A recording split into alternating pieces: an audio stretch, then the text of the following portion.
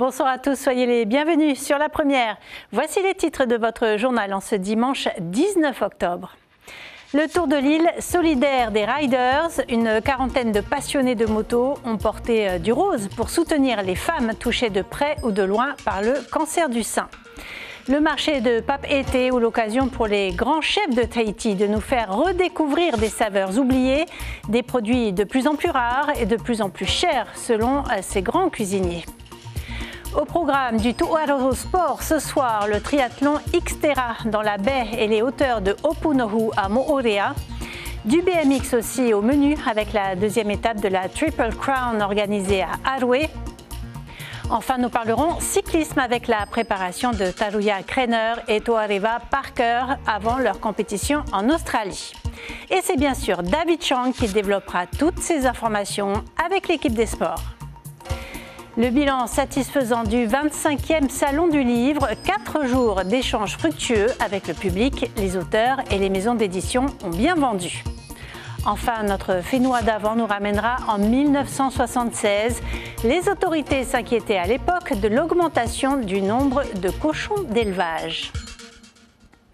Mais d'abord, plus de peur que de mal sur le lagon de Punauia. Une pirogue a été découverte à midi dans la passe de Ta'apuna. Les sauveteurs de la FEPSM et l'hélicoptère Dauphin ont effectué des recherches pendant 2 heures. Le propriétaire a finalement contacté les autorités. Sa pirogue s'était décrochée. Il est parvenu à rejoindre la terre ferme à la nage. Le JRCC rappelle l'importance d'identifier les embarcations et le matériel avec un nom et un numéro de téléphone. Week-end noir sur les routes. Papara a été le théâtre de 2 accidents, l'un cet après-midi à 13h et puis hier soir vers 20h au PK37. 2 véhicules sont entrés en collision. L'une des voitures a fini sa course dans le caniveau. Les blessés ont été évacués au centre hospitalier de Taoné. L'un des conducteurs était en état d'ébriété. Et puis nous vous parlions hier de ce choc entre une scooteriste et un automobiliste à Temhe devant le golfe. La jeune femme âgée de 25 ans est finalement décédée. Il s'agit du 30e décès sur nos routes depuis le début de l'année. La route, cette fois, pour délivrer un message d'espoir. Les passionnés de moto de l'association Local Rider 987 ont choisi de s'habiller en rose aujourd'hui, en soutien bien sûr aux malades du cancer du sein.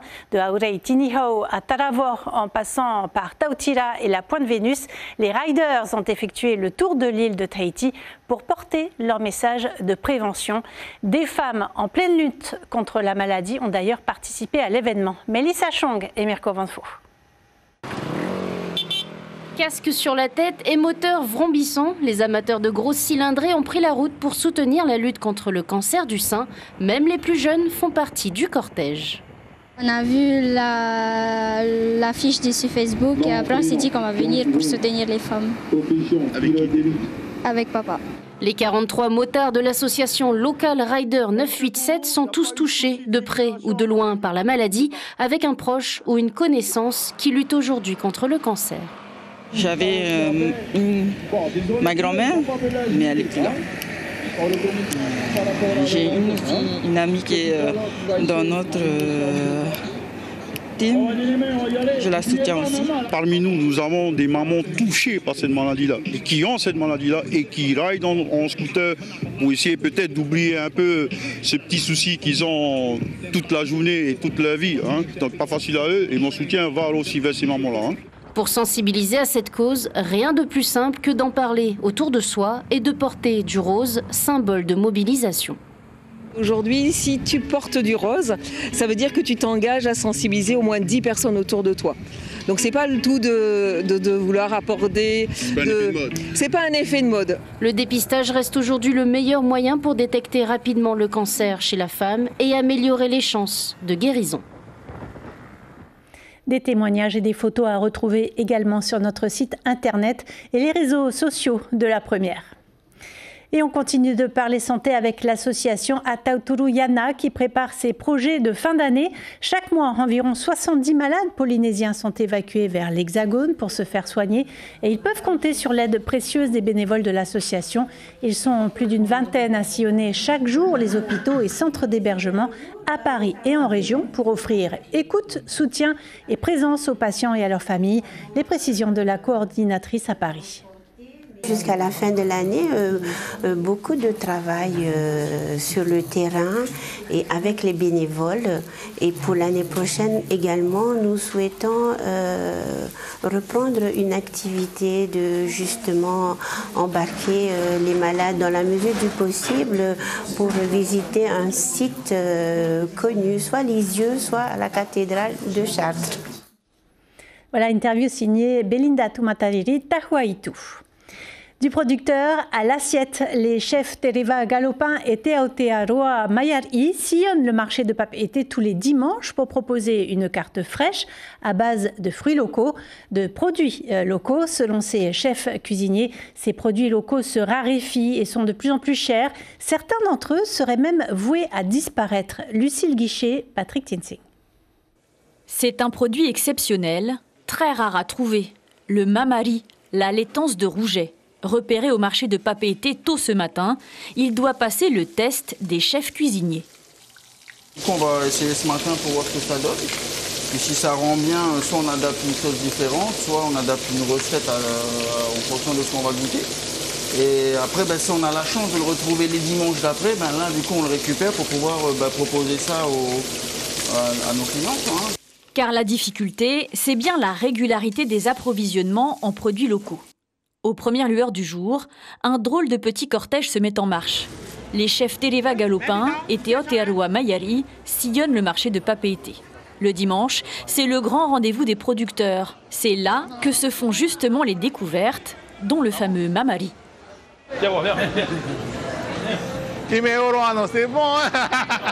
Ça, c'est des mamaris de Rouget, c'est la laitance de Rouget.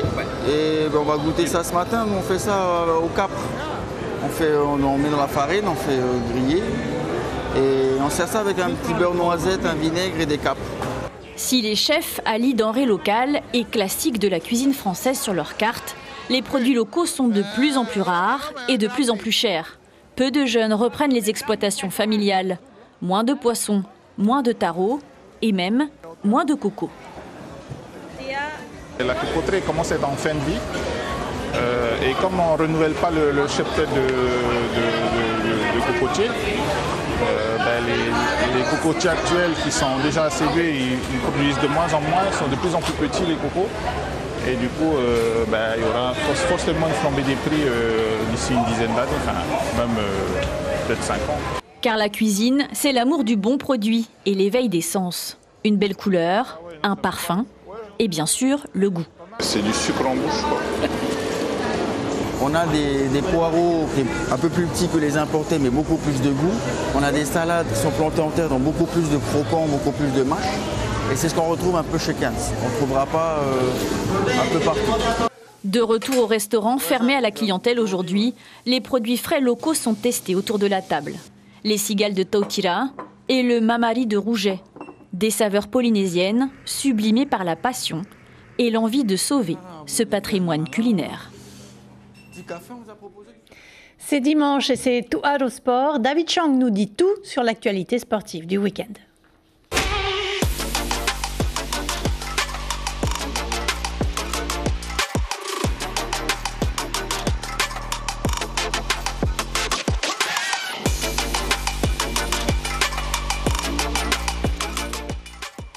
Bonsoir à tous, bienvenue. Le triathlon de l'année s'est déroulé hier à Moorea, dans la baie et sur les hauteurs de Opunhu, au programme du Xterra, un triathlon M lancé à 10h et un triathlon XS dans l'après-midi.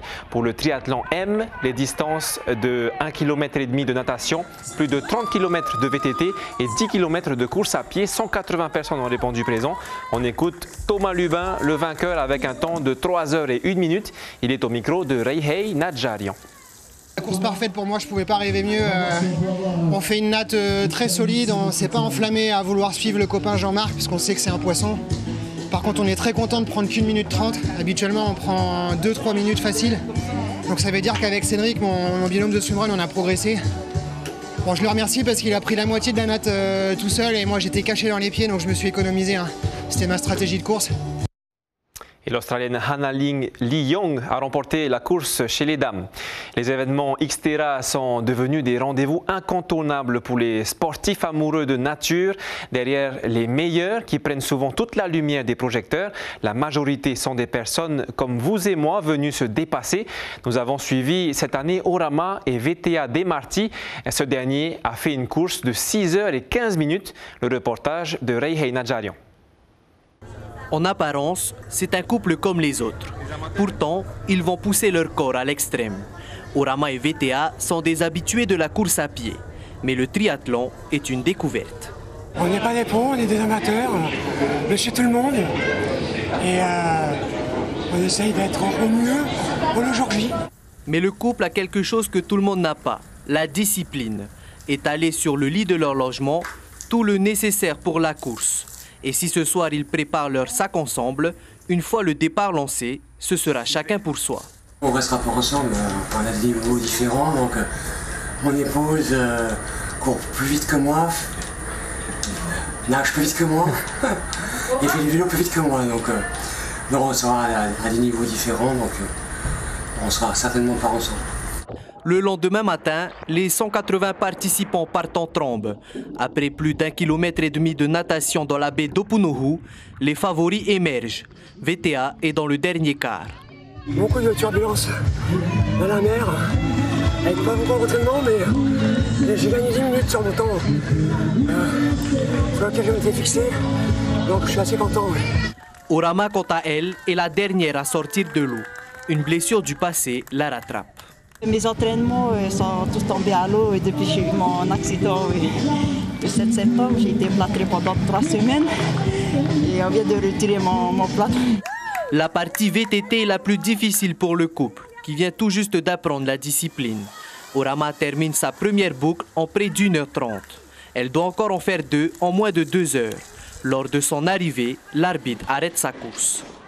Il y a eu beaucoup de secousses par rapport à mon bras, donc ça ralentit un peu, par rapport à la boucle. Le cut-off, c'est important pour une mesure de sécurité, pour éviter qu'on ait des concurrents qui traînent très longtemps et qui, à partir de 17h, 18h, soient la nuit tombée et qu'on soit obligé d'aller rechercher. VTA, quant à lui, termine sa course en 6h12. Nos 2 fans de sport seront présents au prochain événement, la Team Aurea Ultra Trail, au mois de décembre, pour tenter encore une fois de repousser leurs limites. Et à La Réunion, on note aussi cet hommage de Baptiste Chassagne, le vainqueur de la Diagonale des Fous. Ce vendredi a passé la ligne d'arrivée avec une feuille de palmier ou de cocotier censée représenter une pagaie. Un clin d'œil à Marama Vahirua, l'ancien attaquant du FC Nantes dont il est fan. Il termine le parcours avec un temps de 23h31 et 54 secondes. Retour à Tahiti avec la Fédération tahitienne de judo qui a organisé ce week-end la deuxième partie de sa Coupe de Tahiti, un événement qui a réuni plus de 140 participants au dojo de Fa'a. Cette fois-ci, ce sont les tout petits, âgés de 4 à 7 ans, qui ont foulé le tatami. Le but pour la Fédération, c'est de toucher tous les licenciés en cette période creuse, sans échéance nationale ni internationale. On écoute Franck Bellard, le cadre technique de la Fédération tahitienne de judo. On a vraiment profité de ce moment-là pour proposer une première animation à tous nos licenciés, surtout les plus petits, pour qu'ils goûtent un peu aux premières émotions de la compétition. Pour vraiment les tout petits qui avaient 4 ans ce matin, ils ont commencé le judo pour certains au mois d'août. Donc on leur a fait une catégorie avec un règlement adapté. Donc c'était mignon, hein. Ils sont vraiment tout petits, avec beaucoup d'émotions, parfois beaucoup d'appréhension. C'est ce qui fait aussi un apprentissage de la situation de compétition et donc c'était une première expérience pour eux. 33 riders avaient rendez-vous hier pour la deuxième étape de la Triple Crown de BMX organisée par la team Orohena. La Triple Crown, c'est 3 compétitions et un seul vainqueur couronné au cumul des points. Ces compétitions font aussi office de préparation pour les riders qui partent à l'international. Le BMX dispose d'un vivier de graines de champions. Le reportage de Arihuetif Afana et Marcel Bono.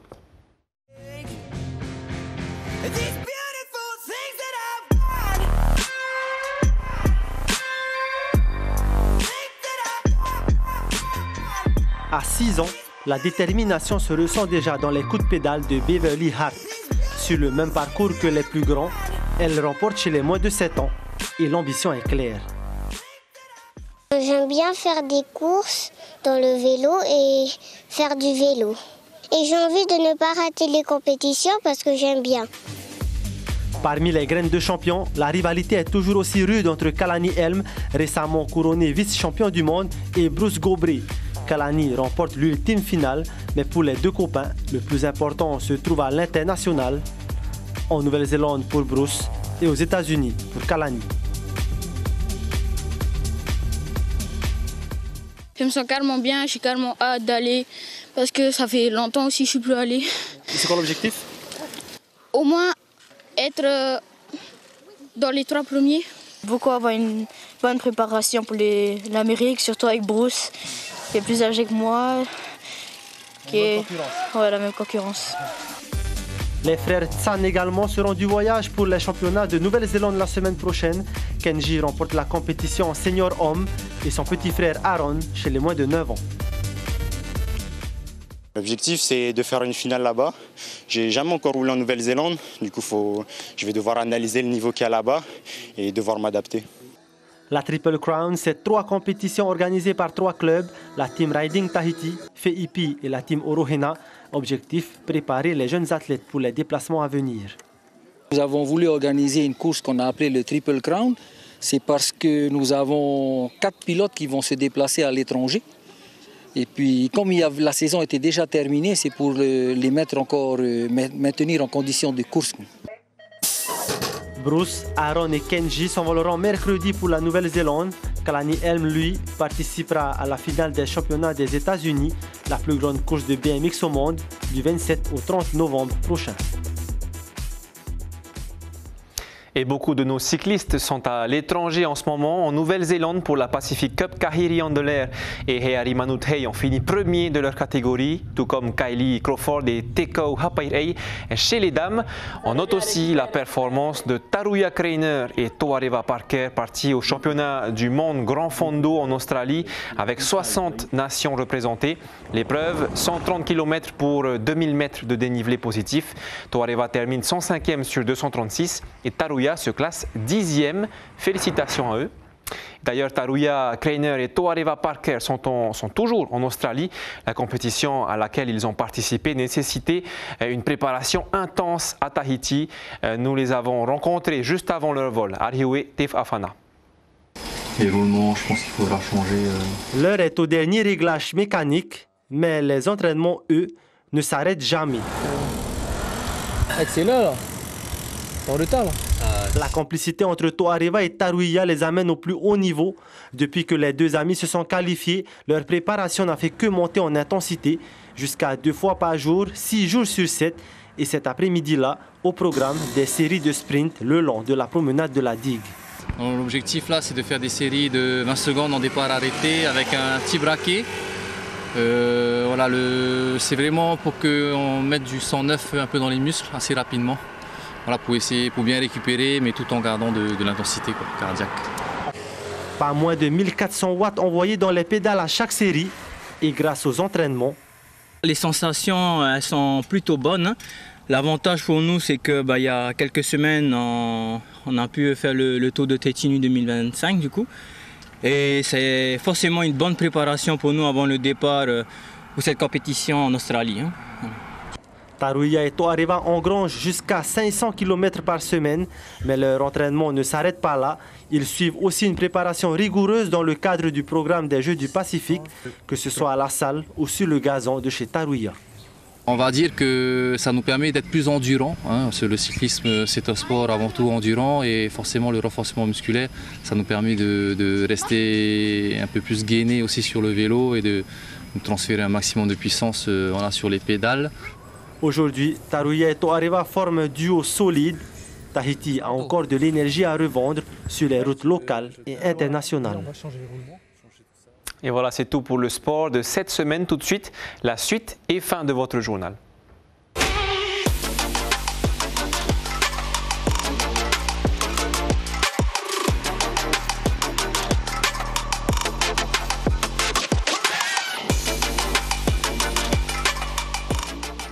merci beaucoup David. Le Salon du Livre a fermé ses portes ce dimanche à Tohata. Après 4 jours de rencontres avec les auteurs et les maisons d'édition, l'association organisatrice de cette 25e édition a pour objectif de rendre la lecture accessible à tous. Chiquita Teiva Ribé. Maisons d'édition, auteurs, illustrateurs ont eu la cote ces 4 derniers jours. Pas moins d'1 millier de scolaires de la primaire à l'université et près de 6000 visiteurs se sont déplacés au Salon du Livre. En bonus, des ateliers de lecture, de dessin et d'initiation Pat Auto traduisaient des comptines traditionnelles. J'ai eu énormément de retours positifs venant des enseignants, venant des personnes du grand public. Ce qui m'a vraiment ému en fait, c'est que certains enseignants me disaient que leurs élèves ont été inspirés par les auteurs, par les illustrateurs. Et il y a certains élèves en fait qui pensent pouvoir vouloir faire en fait de ça leur métier. Parmi les autrices et illustrateurs à succès, Moirani et Rarhauflor. Après leur premier livre, P'ihuru en 2023, ils ont sorti un second ouvrage intitulé La légende cachée sous les vagues. Ce qui attire pour le deuxième tome, ce sont les illustrations. Voilà, avant d'entrer dans l'histoire, la couverture, les couleurs. Et ensuite, pour le premier, il me semble que c'est, comme c'est une histoire fantastique, ça plaît énormément. Ça fait rêver, on parle de légendes qui existent. Malgré le développement des réseaux sociaux, les livres font de la résistance et attirent toujours, mais d'une autre façon. Je trouve que c'est important, oui, parce que ça permet aussi de rappeler aux jeunes que c'est bien de venir lire. Ce serait bien que ce soit fait au moins 1 ou 2 fois dans l'année.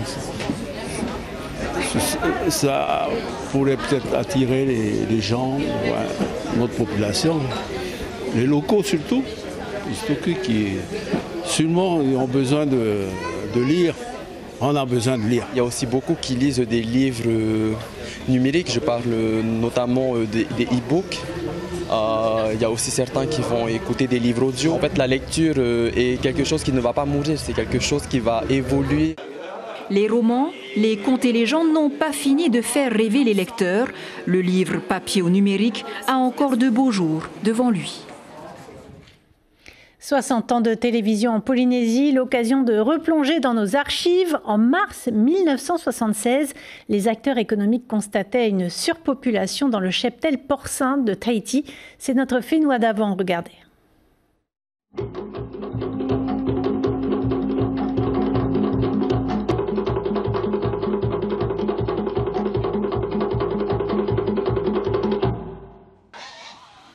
Est-ce que tu as des petits cochons sous la mer encore? Non, pas ici. Il n'y en a pas pour le moment ici. Parce qu'il y a actuellement un problème de cochons locaux invendus, depuis 2 jours se déroule une opération de recensement des élevages porcins de Tahiti. Les représentants des éleveurs, de la Chambre d'agriculture, du service d'élevage, des affaires économiques ont fait le tour de l'île pour compter ce cheptel porcin, évaluer leur nombre, leur âge et leur poids. Actuellement, on est en pleine saison de poissons, de aturés, de bonites. Alors les consommateurs, ils préfèrent manger du poisson. Est-ce qu'il y a d'autres raisons plus importantes que ça, qui tiennent à l'organisation de l'élevage porcin lui-même? Il y a aussi le problème des bouchers. Chaque fois, ils veulent essayer de faire baisser les prix. Combien les éleveurs porcins vendent-ils le kilo de porc sur pied? Les porcs de première qualité, 170 francs le kilo. Il n'y a pas de viande de première qualité vendue au marché. Il n'y a que les épaules et les gigots qui sont destinés spécialement pour ceux qui font les rôtis. Et cette viande, c'est une viande d'importation? Oui. Vous, les éleveurs, je crois que votre souhait, c'est de voir les services économiques fixer un prix pour la viande à la production, la viande porcine. Ah oui, oui, parce que sinon c'est les bouchers qui font, comme toujours, la pluie ou le beau temps.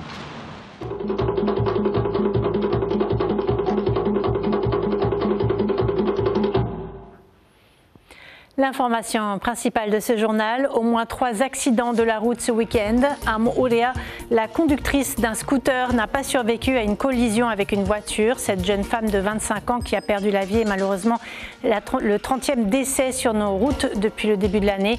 Des blessés sont également à déplorer dans 2 accidents à Papara et puis un autre accident hier soir aussi à Moorea.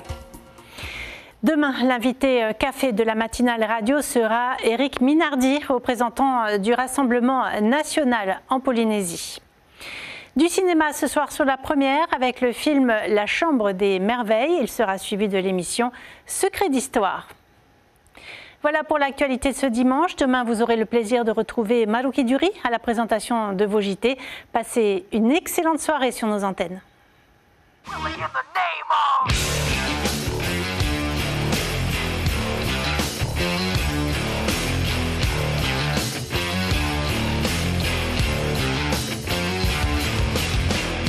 Those that work forces are the same that burn crosses.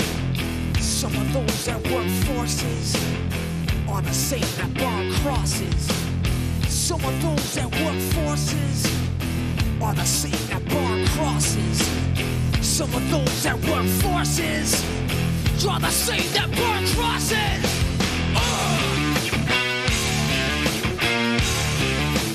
Killing in the name of